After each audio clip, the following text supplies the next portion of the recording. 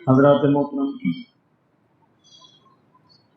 سورہ آل عمران کی دو آیات آپ کے سامنے تلاوت کی ہیں۔ اللہ رب العزت نے ارشاد فرمایا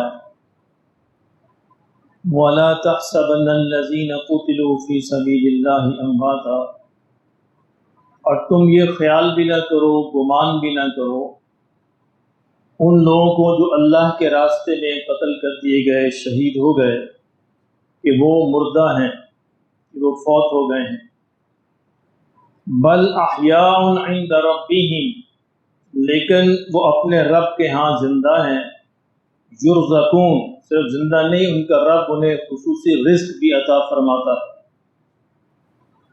بڑی واضح آیت ہے شہداء کی عظمت کے بارے میں، کہ جو بھی اللہ کے راستے میں شہید ہو جائے تو اسے اللہ نے منع فرمایا کہ اس کو مردہ کہنے سے بھی اجتناب کرو، کیونکہ اللہ کے ہاں وہ زندہ ہیں، اللہ کریم ان کو رزق عطا فرماتے ہیں۔ صرف یہی نہیں، وَيَسْتَبْشِرُونَ بِالَّذِينَ لَمْ يَلْحَقُوا، بلکہ وہ خوش ہوتے ہیں ان لوگوں کے لیے بھی لم يلحقوا بهم من خلفهم، جو ابھی پچھلے جو ہیں جو ان تک نہیں پہنچے، جو بھی جن کی موت نہیں ہوئی، ان کے بارے میں بھی وہ خوشی مناتے ہیں، خوشخبری خوش ہوتے ہیں کہ وہ بھی اگر ان کے راستے پہ چلے تو کیا ہوگا، اللہ خوف علیہم ولا هم یحزنون، ان کو بھی ان کا رب وہ انعام عطا فرمائے گا جہاں نہ کوئی خوف ہوگا نہ غم ہوگا۔ فرمایا کہ یستبشرون بنعمت من اللہ وفضل، اللہ کی اس نعمت اور فضل سے بڑی خوشیاں مناتے ہیں۔ وَأَنَّ اللَّهَ لَا يُضِيعُ أَجْرَ الْمُؤْمِنِينَ، اور اللہ کریم جو ہے اپنے ماننے والوں کا، مومنین کا اجر جو ہے اس طرح ضائع نہیں فرماتا۔ اللہ کے لیے اگر کوئی کام کیا جائے تو کیا اللہ اس کو ضائع کر دے گا؟ یہ ممکن نہیں ہے۔ اللہ نے تو یہاں تک فرمایا فَمَن يَعْمَلْ مِثْقَالَ ذَرَّةٍ خَيْرًا يَرَهُ وَمَن يَعْمَلْ مِثْقَالَ ذَرَّةٍ شَرًّا يَرَهُ، ایک ذرہ بھی اچھائی کا کرو گے وہ بھی میرے ہاں موجود پاؤ گے، اور ایک ذرہ بھی برائی کا کرو گے تو وہ بھی یہاں پہ موجود پاؤ گے۔ وہاں ایک ایک ذرے کا بھی حساب ہوتا ہے، ایک ایک لفظ کا بھی حساب ہوتا ہے۔ سورہ کاف میں اللہ نے فرمایا کہ ما یلفظ من قول الا لدیہ رقیب عتید، کہ تم ایک لفظ زبان سے نہیں نکالتے مگر اللہ کے دو فرشتے مقرر ہیں، اس کو لکھ لیتے ہیں۔ تمہارا کوئی عمل، تمہارا کوئی کام، تمہارا کوئی سوچ، تمہارا کوئی خیال اور کوئی لمحہ جو ہے وہ ضائع نہیں جاتا۔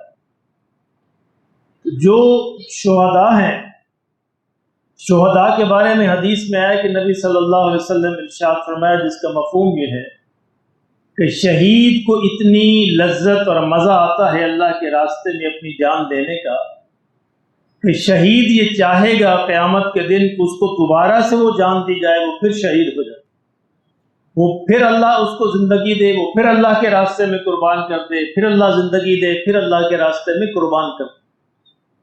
تو یہ شہداء کی عظمت ہے، اور قرآن مجید میں ایک مقام نہیں، ایک اور مقام پر بھی اللہ نے فرمایا کہ ایسا نہیں ہے، ان کو مردہ خیال بھی نہ کرو، اللہ کے ہاں ان کا اجر و انعام ہے، اور اجر و انعام جو ہے کہ وہ اللہ ان کو زندہ وہ شمار کرتے ہیں، اور ان کو ایک خاص قسم کا رزق بھی اللہ جو ہے وہ عطا فرماتے ہیں۔ ہمارے ہاں آپ حضرات جانتے ہیں کہ 10 محرم جو ہے شہدائے کربلا اور سیدنا امام حسین رضی اللہ تعالیٰ عنہ کی شہادت کی وجہ سے معروف ہے، اور یقیناً یہ ایک ایسی شہادت ہے جس نے پوری تاریخ کا رخ موڑ کے رکھ دیا تھا۔ یہ تعداد پر منحصر نہیں ہوتا، یعنی 72 نہتے لوگ جو ہیں کربلا کے میدان میں کھڑے ہیں، ان کی قربانی، اصل میں قربانی جو ہے اللہ اس کا وزن کرتے ہیں، قربانی کتنی، اس قربانی کے صدقے اللہ پھر اس کو پوری تاریخ پر، پوری نسل انسانی پہ پھیلا دیتے ہیں۔ آپ نے دیکھا نا، ایک قربانی دی تھی حضرت ابراہیم علیہ السلام نے، اس قربانی کو اللہ نے قیامت تک کے لیے پھیلا دیا ہے۔ اسی کو ہے اقبال میں ابتدا اسماعیل ہے اس کی اور نہایت ہے حسین، یعنی قربانی کی جس ابتدا اسماعیل سے ہوتی ہے اس کی انتہا حسین پہ ہوتی ہے رضی اللہ تعالی عنہ۔ اس کے بارے میں 2-3 باتوں کی طرف آپ کی توجہ دلانا مقصود ہے۔ پہلی بات تو یہ ہے کہ نبی اقدس صلی اللہ علیہ وسلم کے نگاہ کرم کے صدقے سے صحابی بنتا ہے۔ جس طرح کوئی نبی اپنی مرضی سے نہیں بن سکتا، اللہ کا انتخاب ہوتا ہے، اس طرح نبی کے صحابہ بھی اللہ کا انتخاب ہوتے ہیں۔ نہ کوئی نبی حضور کے بعد آئے گا، نہ ہی آپ کے صحابہ اس کے بعد آئیں گے۔ اور صحابی کا جو مقام ہے وہ مقام و مرتبہ اب قیامت تک کوئی انسان اپنی ساری محنت کے باوجود نہیں پا سکتا۔ یعنی کوئی شخص سے چاہے کہ ساری عمر سجدے کے اندر پڑا رہے، اللہ کی اطاعت کرے، فرما برداری کرے، کوئی ایک حکم عدولی نہ کرے، پھر بھی صحابی کا درجے تک نہیں پہنچ سکتا۔ بلکہ بڑی خوبصورت بات ارشاد فرمائی ایک بزرگ نے، ان سے پوچھا گیا کہ آپ یہ بتائیں کہ عمر بن عبدالعزیز رحمۃ اللہ علیہ جو صحابی نہیں ہیں وہ افضل ہیں یا سیدنا امیر معاویہ افضل ہیں؟ اللہ اکبر۔ انہوں نے وہ بات فرمایا کہ دیکھو، عمر بن عبدالعزیز صحابی نہیں ہیں، تابعی ہیں، اور امیر معاویہ صحابی ہیں۔ فرمایا کہ عمر بن عبدالعزیز جو ہیں، امیر معاویہ رضی اللہ تعالیٰ عنہ جب اپنے گھوڑے پہ سوار ہو کر جہاد کے لیے نکلتے تھے، ان کے گھوڑے کے سموں سے جو مٹی اڑ کر گھوڑے کے نتنوں کے اندر، ناک کے اندر پڑتی تھی، عمر بن عبدالعزیز کی قیمت جو ہے اس مٹی کے برابر بھی نہیں۔ یہ فرق ہے صحابی میں اور غیر صحابی میں۔ اس لیے اس بات کا سمجھنا بہت ضروری ہے کہ صحابہ کی عظمت، اور پھر صحابی بھی ہو اور اہل بیت میں سے بھی ہو، نور علی نور، یعنی نبی اقدس صلی اللہ علیہ وسلم کے ساتھ رشتہ بھی ہو، آپ کے اہل بیت میں سے بھی ہو، اور پھر صحابی بھی ہو، اس کے مقام و مرتبے کو کون پا سکتا ہے؟ میں تو اکثر یہ سوچتا ہوں کہ جس نبی کی ایک نگاہ سے صحابی بنتے ہیں، اللہ اکبر، اس نبی کی قربت اور رشتہ داری سے کیا بنتا ہو؟ اندازہ فرمائے نا، ایک شخص نے ایمان کی حالت میں میرے آقا کے چہرے کی زیارت کر لی، وہ صحابی بن گیا۔ لیکن جو ان کی گود کے اندر جنہوں نے پرورش پائی، جن کی منہ کے اندر ان کا لعاب دہن حضور صلی اللہ علیہ وسلم کا گیا، آپ کو پتہ ہے سیدنا حسین کو گھٹی کس بات کی دی گئی تھی؟ حضور کے لعاب دہن کی۔ آقا تشریف لائے، حضرت حسین کو اپنی گود کے اندر اٹھایا اور اپنے لعاب دہن سے گھٹی ان کو دی۔ یہ وہ حسین ہیں رضی اللہ تعالیٰ عنہ جن کا یوم شہادت ہے 10 محرم۔ مجھے یہ سمجھ نہیں آتی اس بات کی کہ اس امت کو کیا ہو گیا، یعنی اس امت کے اندر ایک طبقہ ایسا بھی پیدا ہو گیا ہے جو اہل بیت کی وہ توقیر اور عزت اور عظمت نہیں کرتا جس کے وہ حقدار ہیں، جس کے وہ مستحق ہیں، جو ہونی چاہیے اور جو ہماری اپنی نجات کے لیے ضروری ہے۔ یعنی صحابہ کی محبت، اہل بیت کی محبت، یہ ہماری اپنی نجات کے لیے ضروری ہے، ہماری جنت کے لیے ضروری ہے۔ یعنی وہ یہ سمجھتے ہیں کہ نبی صلی اللہ علیہ وسلم سے نسبی جو تعلق ہے، رشتہ داری کا وہ تعلق ہے، وہ کوئی فائدہ نہیں دے گا۔ کیسے ہو سکتا ہے؟ یعنی جس کی ایک نگاہ سے عام بندہ صحابی بن جاتا ہے، اور جس کی گود کے اندر پرورش پائی ہو، دن رات جس کی تربیت ہوئی ہو، جن کے گھرانے کے اندر رہا ہو، جن کے سائے کے اندر پلے ہو، تو وہ پھر ان کا مقام و مرتبہ نہیں ہوگا؟ یہ کیسے ممکن ہے؟ حضور صلی اللہ علیہ وسلم منبر پر تشریف فرما ہے، خطبہ جمعہ ارشاد فرما رہے ہیں، اور حضرت سیدنا حسین رضی اللہ، چھوٹے بچے ہیں 6-7 برس کے، 5-6 برس کے، آتے ہیں مسجد کے اندر تشریف لاتے ہیں، اپنا جو کرتا جو ہے وہ پاؤں کے اندر پھنستا ہے، گر جاتے ہیں، پھر اٹھتے ہیں، پاؤں کے اندر گرتا پھنستا ہے، پھر گر جاتے ہیں۔ آقا عالم صلی اللہ علیہ وسلم منبر سے نیچے تشریف لاتے ہیں اور آ کر حسین کو اپنے گود کے اندر اٹھاتے ہیں، اور گود کے اندر اٹھا کر پھر منبر پر تشریف لے جاتے ہیں، اور اس موقع پر وہ آیت پڑھتے ہیں انما الاموال والاولاد فتنہ، کہ لوگوں واقعتاً اولاد اور مال جو ہے وہ آزمائش ہے، بہت بڑی آزمائش۔ حضور صلی اللہ علیہ وسلم نے ایک طرف کاندھے پہ حضرت حسن کو بٹھایا، دوسری طرف حسین کو بٹھایا اور تشریف لے جا رہے ہیں۔ حضرت عمر رضی اللہ تعالیٰ عنہ راستے میں آئے، کہا کہ کیسی اچھی سواری ہے یا رسول اللہ صلی اللہ علیہ وسلم، کہ ان جوانوں کی سواری کیسی اچھی ہے۔ حضور نے فرمایا کہ عمر یہ بھی دیکھو سوار کیسے اچھے ہیں، سوار بھی تو ایسے اچھے ہیں۔ کائنات تک کوئی مائیکل آل جو ہے قیامت تک حسن و حسین پیدا نہیں کر سکتا. یہ امت جو ہے گمراہی کے اس گڑھے کے اندر گر گئی ہے کہ آج یہ سمجھتی ہے کہ ہم حسن و حسین کا مقابلہ کر سکتے ہیں، ان کی عزتوں ان کے برابر آ سکتے ہیں. ارے تم 10 دفعہ 100 دفعہ بھی پیدا ہو کر ساری عمر جو ہے تم گزار دو سجدے کے اندر، حسین کے ایک مٹی کے ذرے کو نہیں پہنچ سکتے. اس لیے یہ ضروری ہے کہ اپنے آپ کو یاد دہانی کروانا کہ حسین کون تھے اور حسن کون تھے اور صحابہ کون تھے اور اہل بیت کون تھے. تو کربلا کے حوالے سے 10 محرم کے حوالے سے 2-3 چیزوں کا جاننا بڑا ضروری ہوتا ہے. پہلے یہ کہ صحابہ کی عظمت کیا ہے، اور دوسرا یہ کہ اہل بیت کی عظمت کیا ہے، اور تیسرے یہ کہ صحابہ اور اہل بیت کو ہم نے کیسے سمجھنا ہے. اور چوتھی بات یہ ہے کہ ہم صحابہ اور اہل بیت کو تاریخ سے نہیں سمجھ سکتے. خدا کے لیے اس بات کو سمجھیے، تاریخ اس کا گواہ نہیں ہے. صحابہ اور اہل بیت کا گواہ یہ قرآن ہے. ہم نے ان کو قرآن سے سمجھنا ہے، تاریخ سے نہیں سمجھنا. تاریخ تو میری اور آپ کی لکھی ہوئی باتیں. تاریخ کی حیثیت کیا ہے؟ دیکھیے آج اس دور کے اندر ہم موجود ہیں. ہم میں سے بہت سے ایسے لوگ ہوں گے جن کے دور میں زندگی میں کارگل کا واقعہ پیش آیا. کیونکہ ایسے لوگ موجود ہیں اس مسجد کے اندر بھی جنہوں نے زندگی میں یہ سنا کہ جنگ کارگل کی جنگ ہوئی. آج کوئی بتا دے ہاتھ کھڑا کر کے اس کی حقیقت کیا تھی. اس دور کے اندر موجود نہیں پتا کسی کو اس کی حقیقت کیا تھی. ہماری زندگی کے اندر لال مسجد کا واقعہ پیش آیا. آج کوئی ہاتھ کھڑا کر کے کہہ دے اس کی حقیقت کیا تھی، نہیں جانتے کہ اس کی حقیقت کیا.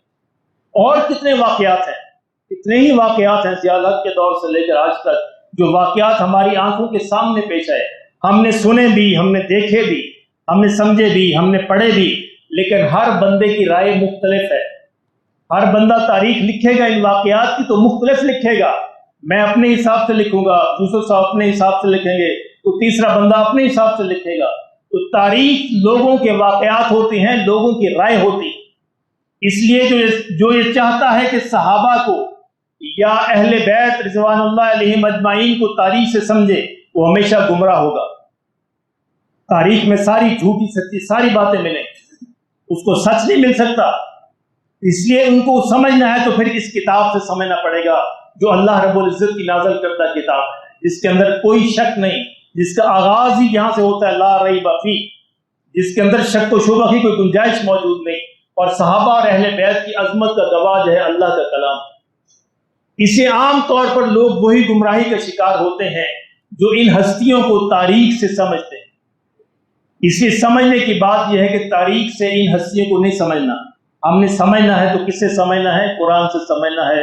اور قرآن اہل بیت کے بارے میں اور صحابہ کے بارے میں اس بات کا گواہ ہے کہ رضی اللہ عنہم ورضوا عنہ. یہ سرٹیفکیٹ موجود ہے کہ اللہ ان سے راضی ہے اور وہ اللہ سے راضی ہے. اور اگر کسی سے کوئی لغزش ہوئی بھی تو اللہ نے اس کو معاف فرما دیا ہے، اور اللہ کے یہاں وہ معاف کر دیے گئے ہیں. اللہ ان سے نہیں پوچھے گا، اور جب اللہ ان سے نہیں پوچھے گا تو 15 صدیاں بعد پیدا ہونے والے مولوی کس کھاتے میں ہیں کہ وہ ان سے پوچھیں، کس شمار میں ہیں کہ ان غلطیوں کا حساب کریں. اس کی غلطی، ارے تم غلطی پکڑو گے امیر معاویہ کی، تم غلطی پکڑو گے حسن حسین کی رضی اللہ تعالی عنہم، اللہ ہمارے حال پر رحم فرمائے. ان کی غلطیوں کو پکڑنا اصل میں اپنے لیے جہنم کا پروانہ حاصل کرنا ہے. ہم ہوتے کون ہیں؟ ہماری حیثیت کیا ہے؟ کسی کی حیثیت غلطی کو پکڑنا تو اپنا مرتبہ اس سے اونچا ہونا چاہیے. اونچے مرتبے پر جو کھڑا ہے وہ نیچے والے کی غلطی کو پکڑ سکتا ہے. نیچے والا چاہے کہ ہم اونچی غلطی کو پکڑوں، یہ ممکن نہیں ہے. یہ ضابطہ نہیں ہے، قانون نہیں ہے، نہ اخلاقی قانون ہے، نہ معاشرتی قانون ہے، نہ مذہبی قانون ہے. اللہ اکبر. اور آخری بات یہ ہے کہ میں تاریخ جو کربلا کا جو واقعہ ہے 5 منٹ میں اس کی سمری بیان کرتا ہوں. آپ دیکھیے پھر ہمیں کیا پڑھایا جاتا ہے اور اصل میں واقعہ کیا ہے. دیکھیے یہ جو حادثے ہوتے ہیں، کربلا ایک بہت بڑا حادثہ ہے، ایک بہت بڑا سانیہ ہے ہماری تاریخ کے اندر.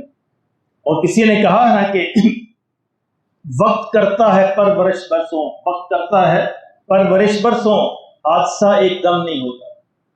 اس کے پیچھے بھی پوری تاریخ ہے. کربلا تک جو پہنچتی ہے وہ تاریخ، وہ سیدنا عمر سے شروع ہو جاتی ہے. حضرت عمر کی شہادت سے شروع ہوتی ہے، سیدنا عثمان کی شہادت اس کے اندر آتی ہے، سیدنا علی رضی اللہ تعالیٰ عنہ کی شہادت آتی ہے. یہ واقعہ ایک دم نہیں ہو گیا تھا. دیکھیے جب کسی بھی بڑی قومیں ہوتی ہیں، جو سپر پاورز ہوتی ہیں، جب ان کو فتح کیا جاتا ہے تو وہاں پہ 3 قسم کے رد عمل جنم لیتے ہیں۔ ایران اس زمانے کی سپر پاور تھی، ایران اور روم 2 سپر پاور تھی، تو جب کسی سپر پاور کو شکست ہوتی ہے تو وہاں 3 قسم کے رد عمل جنم لیتے ہیں۔ ایک رد عمل تو یہ ہوتا ہے کہ وہ فاتح قوم کے اندر گھل مل جاتے ہیں، ان کا دین، ایمان، مذہب، ان کے نظریات قبول کر لیتے ہیں۔ ایران کے اندر بھی ایسے ہوا، ایک گروہ نے اس کو قبول کر لیا، اور دوسرا گروہ وہ ہوتا ہے جو مقابلے پہ آتا ہے، جو مقابلہ کرتا ہے، خود بھی مرتا ہے، دوسروں کو بھی مارتا ہے، اور وہ اپنی زندگی تک لڑتے مرتے رہتے ہیں، وہ قبول نہیں کرتے اس شکست کو۔ تو ایران کے اندر بھی ایسا ہی ہوا، ایک گروہ جو ہے انہوں نے لڑنے کا فیصلہ کیا اور وہ لڑتے رہے اپنی زندگی کے اندر۔ تیسرا گروہ وہ ہوتا ہے جو ان دونوں سے ہٹ کر مختلف ہوتا ہے، وہ زیر زمین چلے جاتے ہیں، چھپ جاتے ہیں، منافقت اختیار کرتے ہیں، اور وہ پھر فاتح قوم کے خلاف جو خفیہ سرگرمیوں میں مشغول ہو جاتے ہیں۔ وہ یہ سمجھتے ہیں کہ ہم بدلہ اس طرح لے سکتے ہیں کہ ہم ان کے خلاف خفیہ سرگرمیوں کے اندر مبتلا ہوں گے اور ہم ان کے خلاف جو ان کی صفیں جو ہیں، جڑیں جو ہیں، نیچے سے کاٹ دیں۔ چنانچہ یہاں پہ بھی ایک تیسرا گروہ پیدا ہوا، اور یہ گروہ جو ہے آہستہ آہستہ انہوں نے اپنی جڑیں جو ہے پھیلانی شروع کی پورے عرب میں۔ اور یہود عرب کے اندر پہلے سے موجود تھے جو مسلمانوں کے خلاف تھے۔ 3 بڑے ان کے گروپ جو تھے، بنو نذیر تھے، بنو قریظہ، بنو قینقاع، جو مدینہ منورہ جو موجود تھے، جن کو وہاں سے جلا وطن بھی کیا گیا، سزا بھی دی گئی، یہ پہلے سے موجود تھے کہ ہمیں کوئی موقع ملے۔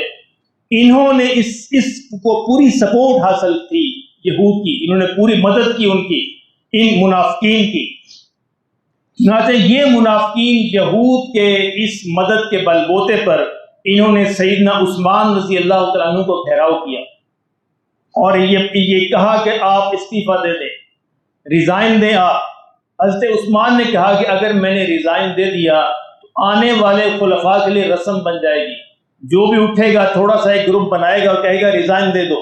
اس لیے کہا کہ حضور نے جو چادر مجھے پہنائی تھی میں اس کو اتاروں گا نہیں، میرے آقا نے بشارت دی تھی، اپنے جیتے جی نہیں اٹھاؤں گا۔ خیر وہ بھی شہید ہو گئے، اور یہ گروہ آگے چلتا رہا۔ پھر اسی گروہ نے سیدنا علی رضی اللہ تعالیٰ عنہ کو شہید کیا۔ پھر یہی گروہ جو ہے وہ کوفہ کے اندر جا کر اس نے اپنا مرکز اور مسکن بنا لیا، اور کوفہ کے اندر جا کر انہوں نے سیدنا حسین رضی اللہ تعالیٰ عنہ کو خط لکھنے شروع کیے کہ آپ کوفہ آ جائیے ہمارے پاس، ہم آپ کے ساتھ ہیں، ہم کے دائیں بائیں، آپ کے آگے پیچھے ہم لڑیں گے، اپنی جانیں دے دیں گے۔ سیدنا حسین رضی اللہ تعالیٰ اس سے پہلے یہ بات چیت کر چکے تھے یزید کے ساتھ کہ تیری حکومت، تیرے کردار، تیرا اخلاق، تیرے معاملات ٹھیک نہیں ہیں، میں تیری بات قبول نہیں کر سکتا۔ چنانچہ اور یہ ساری باتیں ہوتی رہیں۔ اسی اثناء میں جب کوفیوں نے یہ بات مہیا کی کہ ہم آپ کی سپورٹ کریں گے، مدد کریں گے، تو سیدنا عثمان نے رخت سفر باندھا کس کی طرف؟ کوفہ کی طرف۔ اور اچھا اگر کوئی لڑنے کے لیے نکلے تو اپنی 6 ماہ کے بچوں کو ساتھ لے کے نکلتا ہے، اپنی ماؤں کو، بہنوں کو، بیویوں کو ساتھ لے کے نکلتا ہے، اپنے کڑیل جوانوں کو ساتھ لے کے نکلتا ہے۔ وہ تو اپنے سپورٹر کو ساتھ لے کے نکلے گا نا۔ سیدنا حسین اس نیت سے نکلے ہی نہیں کہ میں جا کے یزید کا مقابلہ ہوگا جب مجھے جنگ لڑنی ہے۔ وہ تو کوفیوں کے حالات پتہ کرنے گئے تھے، کیا واقعی کوفی اس قابل ہیں کہ وہ یہ انقلاب برپا کر سکے اور یزید کا ظلم و جور جو ہے، جو استبداد ہے اور اس کی جو غیر شرعی حکومت ہے، اس کا خاتمہ کیا جا سکے۔ لیکن آگے آپ حضرات سارے جانتے ہیں کہ وہ جو واقعات پیش آئے، کوفیوں نے دھوکہ دیا، اور سیدنا عثمان کی پھر غیرت نے اس بات کو، ان کی ہمت نے، حمیت نے اس بات کو گوارا نہیں کیا کہ میدان چھوڑ کے بھاگ جائے، اور پھر انہوں نے وہ عظیم الشان قربانی دی ہے کہ رہتی تاریخ تک، قیامت تک اس قربانی کو یاد کیا جاتا رہے۔ یہ تو بڑے، کبھی کوئی تفصیل جاننی ہو تو آپ میرے پاس تشریف لائیے، میں تفصیل سے آپ کو بتاؤں گا۔ لیکن مسئلہ یہ ہے کہ کیا اس سے ہمیں سبق کیا حاصل کرنا ہے؟ آخری بات یہ ہے کہ اس قربانی سے کیا ہم اس قربانی کو یاد کرتے رہیں، ہر سال اس کو مناتے رہیں، اور ہم سبق کیا کرنا ہے؟ اس امت کے ساتھ المیہ یہی ہوا کہ سیدنا حسین کی اتنی بڑی قربانی سے اس امت نے سبق حاصل نہیں کیا، اس کو منانا شروع کر دیا۔ بس اس کو مناتے ہیں اور خاموش ہو جاتے ہیں کہ ہم نے اپنا فرض ادا کر دیا۔ ارے اللہ کے بندو، اس سے سبق حاصل کرنا تھا۔ سبق کیا تھا کہ جس دور کے اندر بھی، جہاں بھی ظلم ہو، جہاں بھی ظلم و استبداد ہو، جہاں بھی غیر شرعی حرکات ہوں، ہمیں جو ہے اس کے خلاف کھڑے ہونا ہے۔ یزیدیت کردار کے طور پہ پوری دنیا میں موجود رہے گی، اور حسینیت بھی ایک کردار ہے، حسینیت بھی ایک اخلاق ہے، کردار ہے، ایک عظمت ہے، ایک نام ہے، ایک رویہ ہے، اور وہ بھی ہمیشہ زندہ رہنا چاہیے۔ یعنی حسین کے نام لیوا اگر ظلم کے مقابلے میں خاموش ہو کر اور منا کر چپ چاپ کر اپنے گھروں میں بیٹھ جائیں اور ظلم وہیں کے وہیں موجود رہے، پھر یزیدیت ختم نہیں ہوگی۔ مقصد تو یزیدیت کو ختم کرنا ہے، مقصد اس کو منانا نہیں ہے۔ اب دیکھیے، اگر آپ کی کہیں لڑائی ہو رہی ہو، دو بندے لڑ رہے ہوں اور تیسرا بندہ یہ کہے، ایک آپ کا دوست ہو اور ایک اس کا غیر ہو، اور وہ دو لڑ رہے ہیں اور آپ کھڑے تماشا دیکھ رہے ہیں، اور آپ کہیں کہ میں غیر جانبدار ہوں، میں کسی طرف نہیں، تو اصل میں آپ غیر جانبدار ہیں؟ نہیں، آپ اصل میں اپنے دوست کے دشمن کے حقدار نہیں۔ اگر آپ نے دوست کا ساتھ نہیں دیا اور دوست کو کہنے لگے کہ میں غیر جانبدار ہوں، میں کچھ نہیں کرتا، تو آپ غیر جانبدار نہیں ہیں، آپ اصل میں دشمن کی مدد کر رہے ہیں۔ تو ظلم کے مقابلے میں جو بھی خاموش ہوتا ہے اور جو بھی اس کو منا کر گھر میں بیٹھ جاتا ہے، وہ اصل میں یزیدیت کی حمایت کر رہا ہے، وہ غیر جانبدار نہیں ہے، اس کو کوئی مقصد حاصل نہیں ہوتا۔ مقصد یہ ہے کہ ظلم جو ہے چاہے گھریلو سطح پر ہو، ظلم جو ہے چاہے محلے کی سطح پر ہو، ظلم جو ہے چاہے شہر کی سطح پر ہو، قوم کی سطح پر ہو، عالمی سطح پر ہو، جہاں بھی ہو، حسینیت کا تقاضا یہ ہے کہ جتنی ہمت ہے ہمیں اتنی ہمت سے اس کے خلاف آواز بلند کرنی ہے۔ یہ حسینیت ہے۔ اس کو کبھی کسی ذاکر نے، کسی مولوی نے بتایا آپ کو؟ کیوں جی، سنا ہے؟ کوئی نہیں بتاتا۔ سارے بتاتے ہیں کہ بس رو لو، پیٹ لو، خاموش ہو جاؤ اور گھر میں جا کر سو جاؤ۔ یہ نہیں ہے حسینیت۔ اللہ کے بندو، قیامت کے دن گریبان سے پکڑیں گے حسین آپ کو کہ میں نے جس مقصد کے لیے جان دی تھی، تم کھڑے تماشا دیکھتے رہے اور تم غیر جانبدار رہے، یزیدیت بڑھتی رہی پوری کائنات کے اندر، پورے ملکوں کے اندر، شہروں کے اندر، اور تم کہے میں غیر جانبدار ہوں، تم میرے ساتھی ہو، اور اس وقت یہ حسین کے ساتھی بننے کے لیے ان کی طرف بڑھیں گے، ان کو دھتکار دیا جائے گا، فرشتے دور پھینک دیں گے، جاؤ دفعہ دور ہو جاؤ، تم حسین کے ساتھی نہیں ہو، یزید کے ساتھی ہو۔ زبان سے نام لینا اللہ کو منظور نہیں ہے۔ اللہ دلوں کے حال کو جانتے ہیں، کردار کو جانتے ہیں، اعمال کو جانتے ہیں، رویوں کو جانتے ہیں، سیرت کو جانتے ہیں۔ یہ حسینیت ہے۔ یہ تھوڑا شور شرابہ کر کے خاموش ہو جانا، یہ تو بڑا آسان کام ہے۔ اصل ہے اپنی زندگی کو حسینیت پہ لانا۔ جہاں بھی آپ کو یزیدیت نظر آئے، جس شکل کے اندر بھی نظر آئے، چاہے وہ ملاوٹ کی شکل میں ہو، چاہے دھوکہ دہی کی شکل میں ہو، چاہے غبن کی شکل میں ہو، چاہے کرپشن کی شکل میں ہو، چاہے وہ یزیدیت ظلم کی شکل میں ہو، نا انصافی کی شکل میں ہو، حسین کے ماننے کا تقاضا یہ ہے کہ پھر ہمیں اس کے خلاف کھڑے ہونا۔ ہمیں چاہے کچھ نہیں کر سکتے، زبان سے کچھ کہنا ہے، زبان سے کچھ نہیں کر سکتے تو دل سے برا جاننا ہے، کسی نہ کسی درجے میں ہمیں اس کے خلاف آنا ہے۔ اگر کچھ بھی نہیں کر سکتے تو کم از کم دعا کرنی ہے۔ تو یہ ہے حسینیت کا تقاضا، یہ ہے کربلا کا پیغام، یہ ہے 10 محرم کا پیغام، یہ ہے سیدنا حسین رضی اللہ تعالیٰ عنہ کی شہادت کا پیغام، اس کا سبق کہ ہمیں اپنے آپ کو ان کے قریب لانا ہے۔ اور ان کے قریب ایک آخری بات دیکھیے، ذرا ہم اپنے آپ کو پرکھیں نا کہ ہم کس مقام پہ کھڑے ہیں۔